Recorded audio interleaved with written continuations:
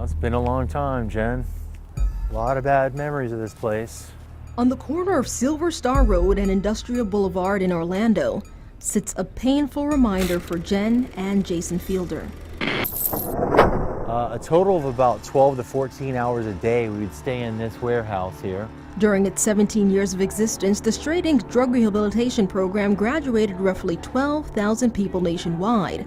Jason Fielder says he was one of those graduates. The conditions in your local jail or prison would have been easier to deal with. There are many graduates who say Straight Inc. has helped them to beat their drug addictions. But in Fielder's case, he says he was never an addict, just a teen at the time forced into Straight.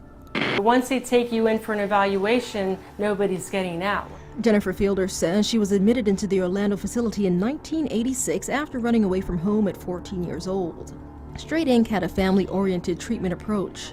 They made the rest of the family come to the group wraps every Friday night to visit Jennifer and to be involved in the program. That involvement would become more than he could ever imagine. Following a 14-day evaluation, I was at that point held captive after 14 days and admitted into the Straight program.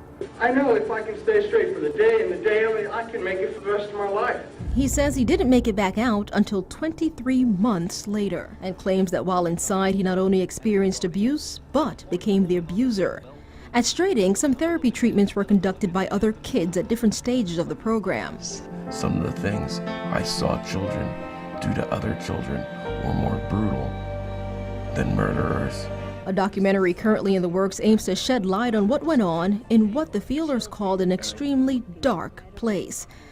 Anonymity, the history of Straight Incorporated. Includes interviews with people who were once treated at Straight, sharing their claims of suicide, rape, and brutal beatings. I was sitting at the table and one of the guys picked me up by the neck and held me by the neck and threw me back on a table because I tried to escape from their house. Fielder says she escaped from the program 3 separate times before finally convincing her parents that in Straight she was not being helped.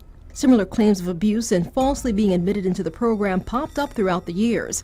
Lawsuits were filed against Straight, investigations done by state agencies, and ultimately, all of the programs shut down by 1993. These abusive programs are still alive, and they're in this state of Florida right now. The founders of Straight Inc., Mel and Betty Sembler, over the years have gained recognition for their activism in the anti-drug movement and maintain they helped thousands of kids battling drug addiction. The directors Anonymity. say of the more than 50 people they interviewed, one person did say he was cured of his addiction, but doesn't agree with the methods used at Straight. I was locked in Straight Incorporated for 17 months.